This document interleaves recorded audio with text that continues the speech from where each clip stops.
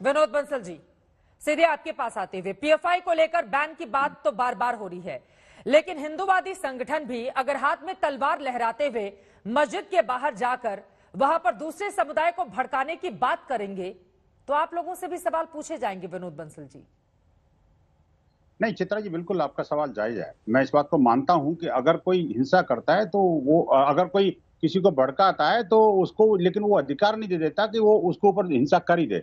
आप देखिए, एक तो तलवार लेके जाना, एक नारे लगाना, और दूसरा उसके ऊपर हमले करना, क्या कोई जस्टिफाई कर सकता है क्या? एक बात। लेकिन इससे बड़ी बात मैं आपको बता दूं, अभी जो चाहे वर्ष प्रतिपदा से शुरू हुए इस तरह के जो हमले हैं हिंदू समाज पर, जगह जगह जो हमले हो रहे हैं, और एक राज्य में नहीं। देखिए, पॉलिटिकल नेता कुछ भी अपने एक दूसरे की आरोप प्रत्यारोप लगाते रहे, लेकिन ये सच्चाई है देश की, और आपके चैनल ने साफ साफ दिखाया इस बात को कि देश का आधे से ज्यादा राज्यों में इस तरह से वर्ष प्रतिपदा से लेकर के और रामनवमी और उसके बाद तक हमले होते रहे हैं।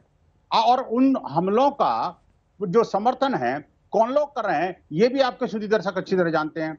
और आप देखिए कि ये जो यहाँ पर पीएफआई करती है, एसडीपीआई करती है, मैं बता रहा हूँ आपको, मैं बता रहा हूँ। देखिए साफ साफ जो है, जब जब कोई घटना की एक जगह घटती है तो राहुल गांधी उस पर ट्वीट करते हैं, प्रियंका गांधी ट्वीट करते हैं। आप उसके बाद में आपके उत्तर प्रदेश के, जो मध्य प्रदेश के जो पूर्व मुख्यमंत्री हैं, वो किस तरह से फर्जी ट्वीट करते हैं, और फिर जो अपना आतंकवादी जवाहिरी है उन लोगों का कैसे समर्थन करता है।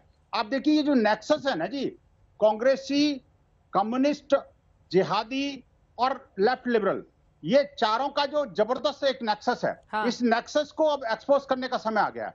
हिंदू समाज जो है जिस तरह से शांतिपूर्ण ढंग से अपनी यात्राएं निकालता है, ऐसी कोई यात्रा नहीं बसती, जबकि वहां पर अगर कोई मुस्लिम बस्ती से निकल गई या किसी मस्जिद से निकल गई या किसी मदरसे के सामने से निकल गई तो उस पर हमला ना हो।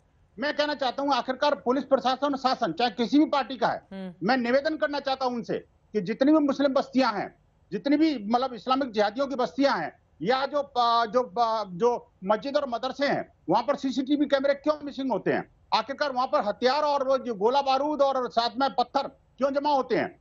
कौन जमा करता है? क्या एकाएक हो जाते हैं वो? तो ये इस पर जो है ना, ये जांच होनी चाहिए। और जब भी कोई हिंदुओं का प्रोसेशन निकले उससे पहले पूरे इस बस्ती को सैनिटाइज करने की जरूरत है। तीसरा और अंतिम बात चित्रा जी मैं बता दूं आपको, सैनिटाइज करने की जरूरत है मतलब क्या? नहीं, एक सेकंड, 10 सेकंड सैनिटाइज करने की जरूरत है से क्या तात्पर्य है आपका? हाँ, मेरा बड़ा स्पष्ट तात्पर्य है कि वहां पर जिस तरह से हथियारों के जखीरे जमा हो रहे हैं, हाँ। जिस तरह से पेट्रोल बम और ये जो पत्थर और ईंट बारूद जमा हो रहे हैं, उनकी जांच होनी चाहिए। उस क्षेत्र में पूरे में सीसीटीवी कैमरे लगाए जाने चाहिए। और दूसरी बात ये कि ये जो जब भी इस तरह के हमले होते हैं, उन हमलों में जो राजनीतिक प्रश्रय जो लोग देते हैं, या पीएफआई के जो गुर्गे हैं जो सुनियोजित तरीके से हमले करवाते हैं और दुष्प्रचार करते हैं, उन पर प्रतिबंध लगना चाहिए। ठीक है, अन्यथा तो हिंदू समाज में चुप नहीं बैठेगा। जिस तरह के हमले ये लोग कर रहे हैं वो ठीक नहीं है। और ये जो दृष्टांत पेश कर रहे हैं कि जो सेंसिटिव एरिया, मुसलमान एरिया, तो सेंसिटिव एरिया, वहां से हिंदू प्रशासन नहीं निकल सकता। ठीक है, तो क्या करेगा? इस सवाल का जवाब दीजिएगा रहमानी साहब, लेकिन इसके पहले आपका जवाब। ठीक है, ओके।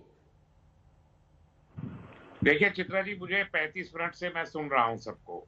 पहली चीज तो ये कि जो सीएफआई का लेटर आया है साजिद का, मैं उसकी हिमायत नहीं करता, क्योंकि ये वो नैरेटिव है जो सीधे सीधे आरएसएस और उनके एलाइड हिंदुत्व ऑर्गेनाइजेशंस को सूट करता है।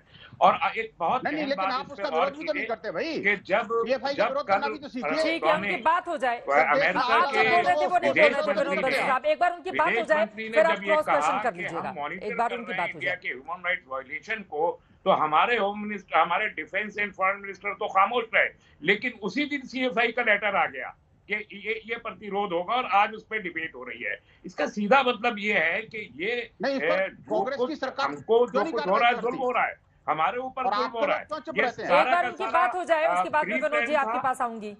ये सारा प्री प्लान था और ये हिंदुत्व ऑर्गेनाइजेशंस ने इसको प्लान किया था, मुसलमानों पर अटैक करने के लिए, उन्हें प्रोवोक करने के लिए।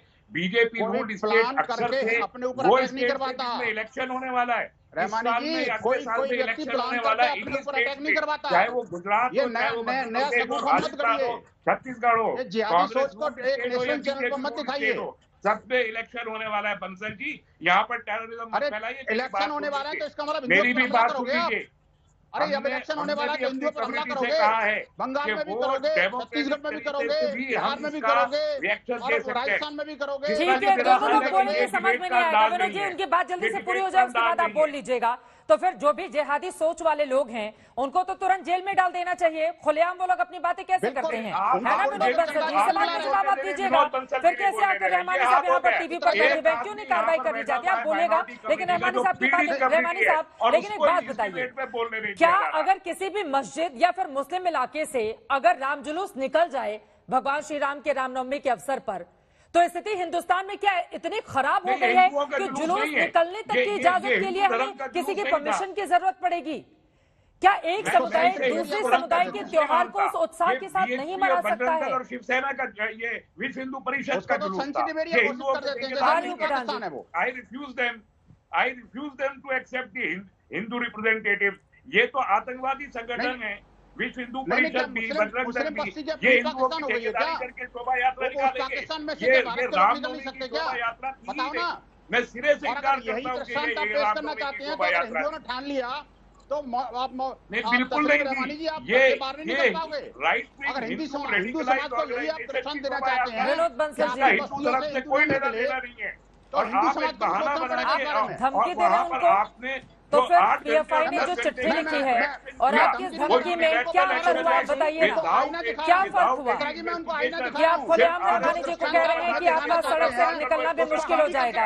वो बता दे कि इनका घर जला दो, इनका घर तोड़ दिया। ये कोई इन्वेस्टिगेशन का तरीका नहीं है।